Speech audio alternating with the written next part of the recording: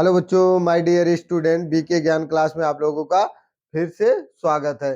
तो बच्चों एक नया चैप्टर लेकर आए हैं, हम जोश के साथ पढ़ेंगे और एक अच्छे से समझेंगे जो हमारे लिए इम्पोर्टेंट है। तो बच्चों क्या है चैप्टर? मानव नेत्र तथा रंग बिरंगा संसार, जो भौतिक विज्ञान का दूसरा चैप्टर है हाई स्कूल के। ठीक है बच्चों, तो यह क्या है? मानव नेत्र। मानव नेत्र एक अत्यंत मूल्यवान और सुग्राही ज्ञानेंद्रिय होता है जो हमें इस अद्भुत संसार में, ठीक है, अद्भुत संसार के रंगों को देखने योग्य बनाता है। आंख बंद करके हम वस्तुओं को उनकी गंध, स्वाद, उनके द्वारा उत्पन्न ध्वनि या उनको स्पर्श करके कुछ समीप तक पहचान सकते हैं। आंखों को बंद करके रंगों को पहचान पाना यह असंभव है। इस प्रकार समस्त ज्ञानेंद्रियों में मानव नेत्र सबसे अधिक महत्वपूर्ण होता है बच्चों, क्योंकि यह हमारे चारों ओर के रंग बिरंगे संसार को देखने योग्य बनाता है। तो बच्चों हम चलते हैं, देखते हैं कि आखिर मानव नेत्र तथा रंग बिरंगा संसार, woman I and the colourful world. तो मानव नेत्र क्या होता है? Woman I. मानव नेत्र एक अत्यंत मूल्यवान एवं सुग्राही ज्ञानेंद्रिय है। क्या है? मूल्यवान ज्ञानेंद्रिय। यह हमें इस अद्भुत संसार तथा हमारे चारों ओर के रंगों को देखने योग्य बनाता है। क्या बनाता है? देखने योग्य बनाता है। तो बच्चों देखिए, रंगों को देखने योग्य बनाता है, इसे हम क्या कहते हैं? मानव नेत्र कहते हैं। क्या कहते हैं? मानव नेत्र कहते हैं। तो बच्चों हम फिलहाल देखते हैं इनके मानव नेत्र का चित्र। तो मानव नेत्र का हम चित्र देखेंगे। जैसे देखिए, पहला क्या है हमारा? जली द्रव। क्या है? जली द्रव। जो ने ठीक है, कहाँ पर होता है? नेत्र लेंस या तारा होता है, जो आइरिस होता है उसके और कार्निया के ठीक सामने, वहां पर क्या होता है? लिक्विड जैसा द्रव होता है। इसके बाद क्या होता है? आपका दृढ़ पटल होता है। क्या होता है? दृढ़ पटल होता है। इसके बाद रक्त पटल होता है। इसके बाद बच्चों यहाँ पर क्या होता है आपका? जो ठीक है, लेंस के ठीक पास जिसे हम कहते हैं दृष्टि पटल या रेटिना। इसके बाद बच्चों क्या होता है? पित्त बिंदु होता है। ठीक इसके नीचे क्या होता है? ब्लाइंड बिंदु होता है, अंध बिंदु होता है। ठीक है बच्चों, और इसके बाद आपका देखिए जो ठीक है हेयर निकले रहते हैं उसे हम क्या कहते हैं? पच्छाम्बिका कहते हैं। ठीक इसके ऊपर आइरिस होता है। ठीक इसके ऊपर क्या होता है? तारा होता है। फिर क्या होता है? कार्निया होता है बच्चों। ठीक है, इसके ऊपर क्या होता है? नेत्र लेंस होता है। और ठीक नीचे क्या होता है? दृष्टि तंत्रिका होता है। क्या होता है? दृष्टि तंत्रिका होता है। तो बच्चों अब देखते हैं बारी बारी से मानव नेत्र के हम क्या देखेंगे? मानव नेत्र के हम भाग देखेंगे बच्चों। क्या देखेंगे? मानव नेत्र के भाग। तो मानव नेत्र के भाग, पहला क्या है? दृढ़ पटल, जो हमने देखा। कहाँ पर देखा? दृढ़ पटल, जो मानव नेत्र के संरचना में। तो मनुष्य का नेत्र एक खोखले गोले के समान होता है। क्या होता है? एक खोखले गोले के समान होता है, जो बाहर से एक दृढ़ एवं अपारदर्शी, जिसे देखा नहीं जा सकता है आर पार। इसके बाद होता है श्वेत परत से ढका रहता है। किससे ढका रहता है? श्वेत परत से ढका रहता है। इस अपारदर्शी परत को हम लोग क्या कहते हैं? दृढ़ पटल कहते हैं। क्या कहते हैं? दृढ़ पटल। यह श्वेत पटल भी कहते हैं या रेटिना भी कहा जाता है। श्वेत पटल भी कहा जाता है या तो बच्चों रेटिना भी कहा जाता है। तो दूसरा हम देखेंगे, दूसरा तो दूसरा भाग क्या है हमारा बच्चों? कार्निया है। क्या है? कार्निया। कार्निया क्या होता है? यह नेत्र गोलक के सामने, नेत्र गोलक के सामने का भाग, जो ऊपर की ओर उभरा होता है। कहाँ होता है? ऊपर की ओर उभरा होता है और पतला दिखाई देता है तथा पारदर्शी होता है। इसे हम लोग क्या कहते हैं? कार्निया कहते हैं। क्या कहते हैं बच्चों? कार्निया कहते हैं। और तीसरा हमारा क्या है? रक्त पटल है। तो रक्त पटल क्या होता है बच्चों? अ, यह श्वेत पटल होता है। क्या होता है? श्वेत, जो सफेद। श्वेत पटल के भीतरी पृष्ठ, उसके इंटरनल भीतरी पृष्ठ, रेटिना के भीतर भीतरी पृष्ठ लगी हुई काले रंग की, जो काले रंग की दिखाई देती है की परत, जो उत्तकों की एक पतली झिल्ली होती है। किसकी होती है?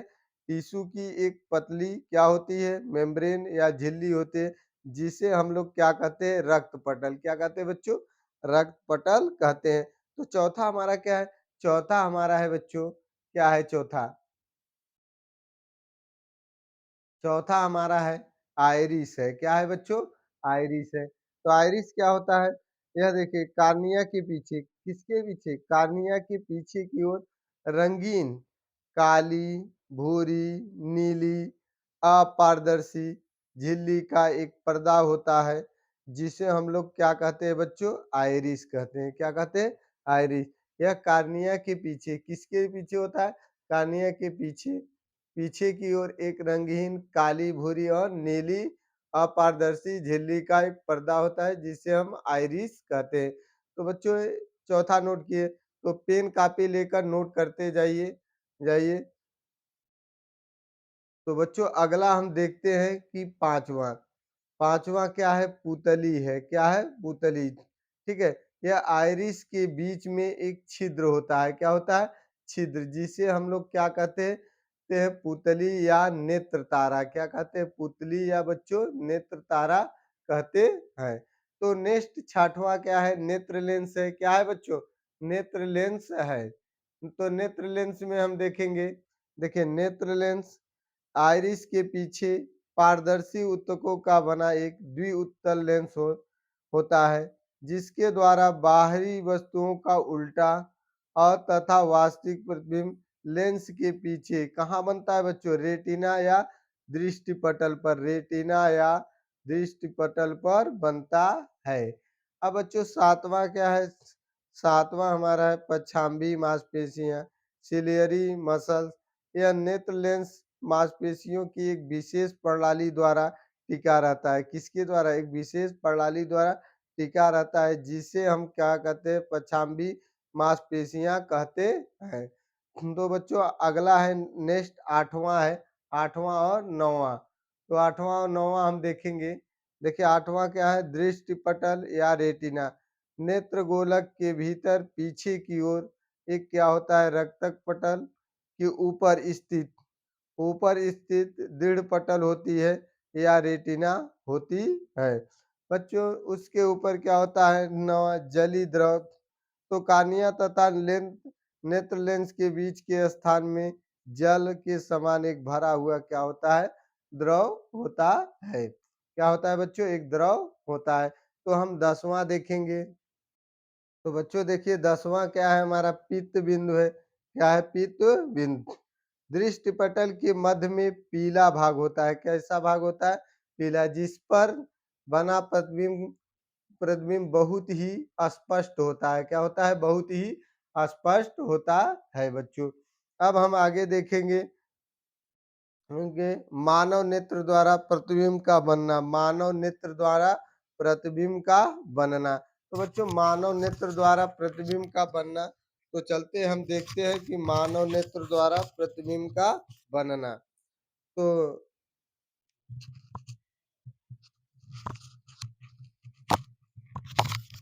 तो बच्चों देखिए आँख के सामने रखी किसी वस्तु से चली प्रकाश की किरणें कहाँ पर रखी हो? आँख के सामने।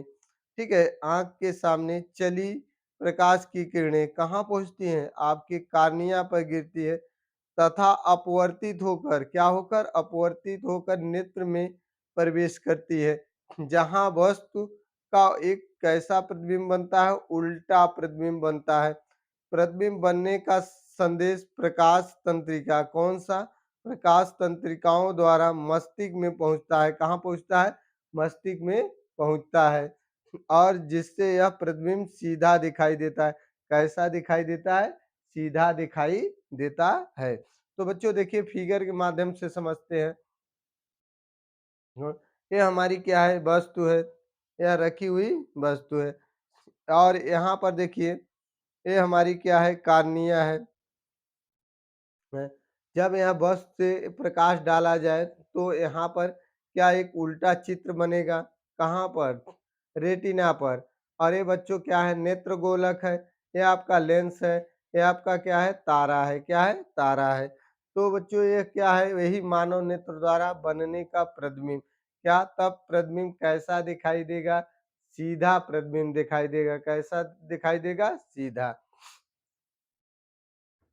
तो बच्चों हम आगे चलते हैं, देखते हैं आगे वाला। आगे क्या हमारा है? आगे हमारा है समंजन क्षमता। क्या है? समंजन क्षमता है। तो बच्चों देखते हैं समंजन क्षमता। तो कहा गया है कि पावर ऑफ एक, ठीक है, एक्मोडेशन। तो आँख की, ठीक है, आँख की पेशियों द्वारा नेत्र लेंस की फ़ोकस दूरी को करें बच्चों, आँख की पेशियों द्वारा, जो आपकी आँख की मसल्स होती है, उसके द्वारा नेत्र लेंस की दूरी को, नेत्र लेंस जो नेत्र लेंस की दूरी को समायोजित करने की क्षमता को, समायोजित, जिसे क्या समायोजित करने की क्षमता को आँख की क्या कहलाती है? समंजन क्षमता कहलाती है। तो बच्चों ने क्या है? आँख से अधिकतम दूर स्थित, जब आँख से अधिकतम दूर स्थित हो, तो उस बिंदु को, जिस पर रखी वस्तु को आँख से क्या करें? आँख से स्पष्ट देख सकती हैं, उसे हम लोग कहते हैं दूरबिंदु। क्या कहते हैं? दूरबिंदु। जो आँख से रखी अस्पष्ट वस्तु को देख सकते हैं। जैसे ये देखिए दूरबिंदु है या अनंत बिंदु, अनंत पर। तो यहाँ पर जब क्या डालेंगे? नेत्र लेंस है और यह रेटिना पर कहाँ बनेगा प्रतिबिंब? रेटिना पर बनेगा बच्चों। तो अगला हम देखते हैं, नेक्स्ट देखेंगे। तो बच्चों देखिए, आँख से न्यूनतम, आँख से न्यूनतम, ठीक है? आँख से न्यूनतम दूरी पर स्थित उस बिंदु को, उस बिंदु को, ठीक है? उस बिंदु को जिस पर रखी वस्तुओं को आँख से स्पष्ट देखी जा सकती है, उसे हम लोग क्या कहते हैं? निकट बिंदु। क्या कहते हैं? निकट बिंदु कहते हैं। जो आँख से स्पष्ट देखी जा सके, उसे हम लोग क्या कहते हैं? निकट बिंदु कह सकते हैं। तो बच्चों देखिए, निकट स्थित वस्तु है, यहाँ पर निकट, जिससे क्या होता है? कार्निया और इसके वस्तु के बीच की दूरी कितनी है? 25 सेमी। तो जब इस पर प्रकाश पड़ेगा, तो कहाँ पर बच्चों? रेटिना पर प्रतिबिंब बनेगा। कहाँ पर बनेगा? रेटिना पर प्रतिबिंब बनेगा। अब बच्चों हम देखते हैं आगे। आगे हमारा क्या है? दृष्टि दोष तथा उनका शोधन। तो दृष्टि दोष देखेंगे बच्चों। देखिए, जब आँखों की समंजन क्षमता क्षीण हो जाए, जो पावर होती है देखने की वह क्षीण हो जाए, कमज़ोर हो जाए, तब वस्तुएँ स्पष्ट दिखाई नहीं देती हैं। इस स्थिति में प्रतिबिंब कहाँ बनता है? रेटिना के आगे। कहाँ बनता है? रेटिना के आगे या पीछे बनता है। इसी को आँख का क्या कहते हैं? दृष्टि दोष। क्या कहते हैं बच्चों? दृष्टि दोष कहते हैं। तो दृष्टि दोष कई प्रकार, निम्न प्रकार के होते हैं। तो बच्चों दृष्टि दोष क्या होते हैं? यहीं पे लिखेंगे।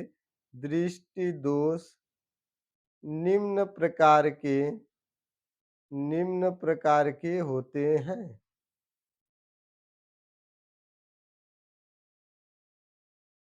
होते हैं। तो बच्चों पहला क्या है हमारा? निकट दृष्टि दोष। क्या है? निकट दृष्टि दोष। तो निकट दृष्टि दोष क्या होता है बच्चों? चलते हैं देखते हैं। निकट दृष्टि दोष वाले व्यक्ति को पास की वस्तुएं स्पष्ट दिखाई देती हैं। निकट दृष्टि दोष वाले व्यक्तियों को पास की वस्तुएं स्पष्ट दिखाई देती हैं, परंतु अधिक दूर की वस्तुएं स्पष्ट दिखाई नहीं देती हैं। उसे क्या कहते हैं? निकट दृष्टि दोष कहते हैं। क्या कहते हैं बच्चों? निकट दृष्टि दोष कहते हैं। इसका कारण क्या है? इसका कारण हम चलते हैं देखते हैं। इसका कारण है बच्चों देखिए, इसका कारण है नेत्र लेंस, ठीक है? नेत्र लेंस, नेत्र लेंस की वक्रता बढ़ जाए, जिससे जिससे उसकी दूरी कम हो जाए। किसकी? ठीक है, नेत्र लेंस से। इसलिए नेत्र लेंस और रेटिना के बीच की दूरी बढ़ जाती है। क्या होती है? रेटिना और नेत्र लेंस के बीच की दूरी बढ़ जाएगी। तो बच्चों देखिए, दूर दूर दृ दूर, ठीक है? दूर या अनंत पर स्थित वस्तु से आने वाली समांतर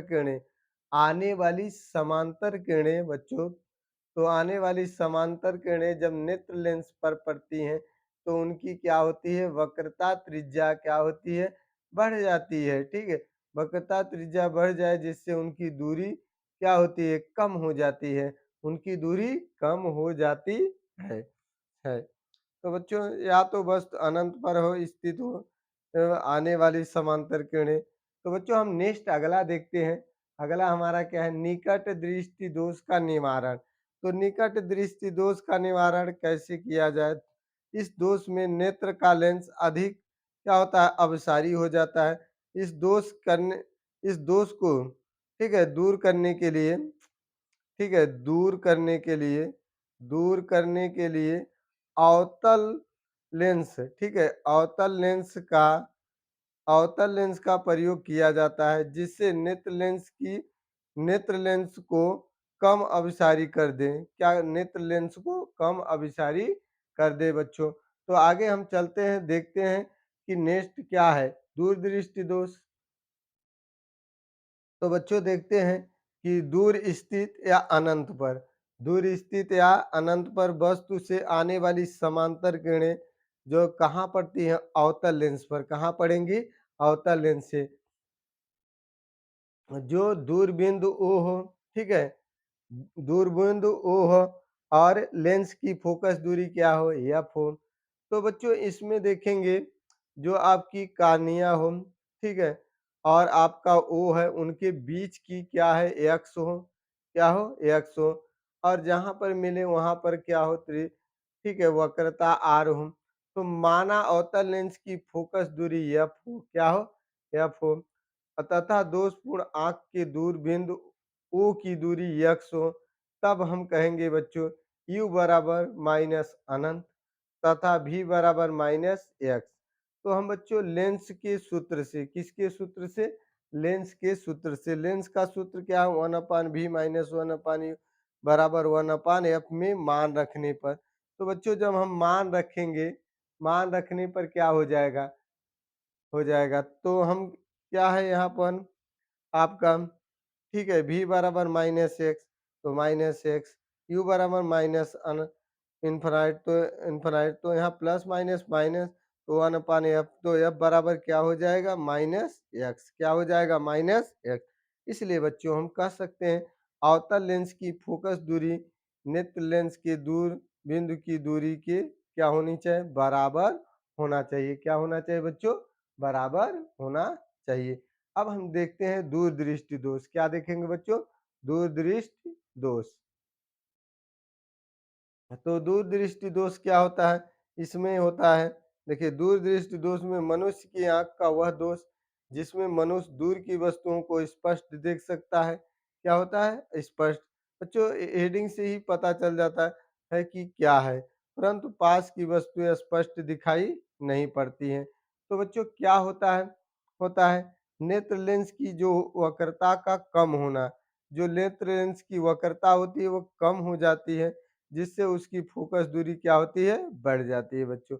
आँख के गोलक का व्यास भी कम हो जाता है, आँख के गोलक का व्यास भी कम हो जाता है। तो बच्चों देखिए जैसे चित्र के माध्यम से हम समझते हैं तो चित्र के निकटतम स्थित वस्तु जो यहाँ पर O हो और ठीक है नेत्र के बीच की दूरी 25 सेमी हो और यहाँ पर क्या हो, प्रतिबिंब बन रहा है और ये आपकी त्रिज्या कम, तो हम कह सकते हैं रेटिना से पीछे प्रतिबिंब बनेगा, रेटिना से पीछे प्रतिबिंब बनेगा बच्चों। तो आगे इनका हम क्या देखेंगे, निवारण। तो बच्चों देखिए दूरदृष्टि दोष का निवारण। दूरदृष्टि दोष का निवारण, इस दोष में नेत्र लेंस की फोकस दूरी बढ़ जाती है जिससे नेत्र लेंस कम क्या हो जाता है, कम अभिसारी हो जाता है। उत्तल लेंस का प्रयोग किया जाता है। कौन सा लेंस का उपयोग किया जाता है, उत्तल लेंस का प्रयोग किया जाता है बच्चों। तो बच्चों देखते हैं इनके फिगर, ये हमारा उत्तल लेंस है, जो किस लेंस है, उत्तल लेंस है, और निकटतम स्थित वस्तु n है, ठीक है, ये क्या है, ओ है। इनके बीच की जो एन और ठीक है उत्तल लेंस उसे हम क्या मान लिए, एक्स मान लिए, और इनके बीच की दूरी जो है डी हो गई। तो बच्चों ये क्या है, नेत्र लेंस है और यह क्या है, प्रतिबिंब है, यह आपकी वक्रता। तो रेटिना पर प्रतिबिंब क्या होगा, रेटिना प्रतिबिंब। तो बच्चों क्या होता है, ठीक है सूत्र के माध्यम से समझेंगे। तो बच्चों देखिए इनमें क्या होता है, हम मान लीजिए u बराबर d जो क्या हो ऋणात्मक हो, v बराबर x ठीक है, जो x है आपका, तो ये भी क्या है ऋणात्मक है। अब नेत्र लेंस या लेंस के सूत्र के अनुसार में मान रखने पर 1/f minus 1/x minus 1/d, तो बच्चों ये क्या हो जाएगा प्लस हो जाएगा, तो 1/d माइनस 1/x, तो हमारा क्या हो जाएगा इसमें x और इसका इसमें गुणा करेंगे तो xd minus x minus D हो जाएगा, तो ये प्राप्त होगा। तो बच्चों अब हम देखते हैं आगे, आगे क्या है हमारा, आगे हमारा है जरा दृष्टि दो, जरा दूरदृष्टिता। ठीक है बच्चों, यह दोष मुख्यतः वृद्धावस्था में, किस अवस्था में होता है वृद्धावस्था में। यह दोष लेंस अथवा सिलियरी पेशियों की, जैसे हम सिलियरी पेशियों की लचक कम हो जाने के कारण, जब लचक कम हो जाती है हो जाने के कारण उत्पन्न होता है। इस दोष से पीड़ित मनुष्य न तो दूर की वस्तुएं साफ देख सकता है और न ही पास की वस्तुएं स्पष्ट देख सकता है। तो बच्चों इस दोष का निवारण कैसे करते हैं, इस दोष का निवारण हम करेंगे तो इस देखिए दोष का निवारण, इस दोष को दूर करने के लिए द्विफोकस लेंस का प्रयोग किया जाता है। इसमें अवतल लेंस और उत्तल लेंस दोनों लेंस का प्रयोग किया जाता है बच्चों, जिसे हम लोग क्या कहते हैं द्विफोकस। अब नेक्स्ट हमारा है क्या है बच्चों, है अबिंदुता। तो अबिंदुता होती है या दृष्टि विस्मय। तो बच्चों इस दोष से पीड़ित आंख से किसी दूरी पर रखी हुई वस्तुएं या तो क्षैतिज दिशा में हो या ऊर्ध्वाधर दिशा में हो, कैसी दिखाई देती है धुंधली दिखाई देती है, कैसी दिखाई देती है धुंधली। इस दोष का इस दोष का मुख्य कारण है कि कार्निया का पूर्णतः गोली न होना, जो आपकी कार्निया है वह पूर्णतः गोली नहीं होती है। तो बच्चों देखिए अगला क्या है, प्रकाश का वर्ण विक्षेपण। तो जब श्वेत प्रकाश की एक प्रिज्म से होकर गुजरती है, श्वेत प्रकाश कौन गुजरता है श्वेत प्रकाश, तो वह प्रकाश विभिन्न रंगों से विभक्त हो जाती है। इस घटना को प्रकाश का वर्ण विक्षेपण कहते हैं।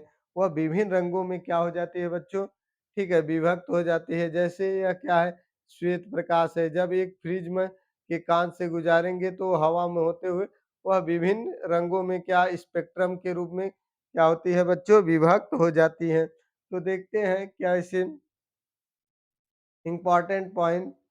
तो बच्चों देखिए क्या होता है 7 रंगों से बने रंगहीन, ठीक है, मैट्रिक को स्पेक्ट्रम या वर्णपट भी कहते हैं। क्या कहते हैं वर्णपट भी कहते हैं। श्वेत प्रकाश के 7 रंगों का मिश्रण होता है, ठीक है। श्वेत प्रकाश के 7 रंगों के क्रम में लिखे हैं। तो क्या है बैजानी बैजानी पीनाला, तो बेमिस होता है बैगनी, जामिस होता है जामुनी, नी मतलब होता है नीला और हामिस होता है हरा, पी माने पीला और नामिस नारंगी और लामिस क्या होता है लाल। तो बच्चों ये लिखा है, आप इससे याद कर सकते हो आसान तरीका में। तो बच्चों आगे क्या है, आगे आपका है स्पेक्ट्रम का एक सिरा बैंगनी रंग, दूसरा सिरा लाल रंग का होता है। सर्वप्रथम सारा आइजैक न्यूटन ने प्रिज्म की सहायता से स्पेक्ट्रम प्राप्त किया। क्या प्राप्त किया स्पेक्ट्रम प्राप्त किया। तो बच्चों इस अगला नेक्स्ट, स्पेक्ट्रम द्वारा प्राप्त रंगों में बैगनी का झुकाव सबसे अधिक तथा लाल रंग का झुकाव सबसे कम होता है। बैगनी रंग का झुकाव सबसे अधिक होता है, लाल रंग का झुकाव कम होता है। बच्चों बैगनी रंग का विचलन सबसे अधिक होता है, क्या होता है सबसे ज्यादा विचलित हो जाती है, जबकि लाल रंग का सबसे, ठीक है, सबसे अधिक होता है, सबसे अधिक होता है। तो बच्चों और नेक्स्ट अगला है हमारा है बैगनी बैगनी वर्ण या रंग के लिए कांच का अपवर्तनांक मान महत्व होता है, ठीक है। लाल वर्ण या लाल रंग के लिए कांच के अपवर्तनांक का मान न्यूनतम होता है, क्या होता है 1 n m बराबर 10 के घाते -9 मीटर या nm क्या है? नैनोमीटर है। क्या है? नैनोमीटर है। तो बच्चों देखिए, प्रकाश के तरंग दैर्ध्य के मात्रक क्या होते हैं? एंगस्ट्रॉम होते हैं। 1 एंगस्ट्रॉम बराबर 10 की घात माइनस 10 मीटर होता है। ठीक है, एंगस्ट्रॉम बराबर यह क्या है? संकेत है। समान समान नेत्र की दृष्टि दूरी कितनी होती है? 25 सेमी होती है। श्वेत रंग में कितने रंगों के मेल होते हैं? 7 होते हैं। ये सब क्वेश्चन है बच्चों, इम्पोर्टेंट क्वेश्चन है। प्रकाश का प्रकरण क्या है? जब प्रकाश वायु के सूक्ष्म कण पर पड़ती है तो वह कण प्रकाश की कुछ ऊर्जा को अवशोषित करके फिर उससे चारों ओर क्या होते हैं? विकिरित कर देता है। तो इस प्रक्रिया को हम लोग क्या कहते हैं? प्रकीर्णन कहते हैं। क्या कहते हैं? प्रकीर्णन कहते हैं बच्चों। और आगे क्या है?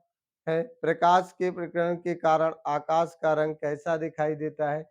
नीला दिखाई देता है। और लाल रंग का प्रकीर्णन कम होता है तथा बैंगनी रंग का प्रकीर्णन सबसे अधिक होता है।